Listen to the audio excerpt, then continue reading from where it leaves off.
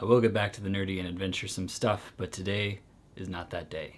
So as I mentioned before, I'm a volunteer deckhand on the tall ships Irving and X.E. Johnson with the LA Maritime Institute.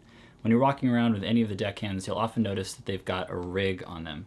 The rigs generally have their rig knife and their marlin spike. I'll explain more about these in a later video. The point is, most of them are handmade out of leather and a kind of waxed thread. I'd only been sailing a few months when I finally got a knife and I decided to start building my rig.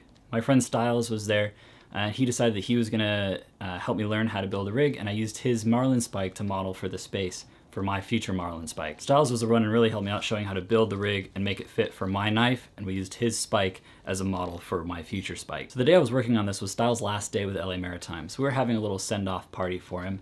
And once I had finished this, I kind of started to mingle around with other people and just kind of have a good time. When I was getting ready to go, I ran down into the nav house to grab my stuff as well as my finished rig, and I found Styles' spike in my rig all coiled up nicely and ready to go. I obviously went and found him before I left and thanked him for everything and tried to give him back his spike, but he insisted, saying that I was going to be sailing more than him in the near future and I could definitely use it more. It really meant a lot to me because he was one of the many people in my first voyage who really were instrumental in keeping me around and keeping me sailing. Unfortunately, however, I just got the news that Styles, aka Kyle Bruner, was killed in the Bahamas while he and his shipmates were trying to stop a mugging. I feel very fortunate not to have lost too many friends throughout the year, but that doesn't make it any easier.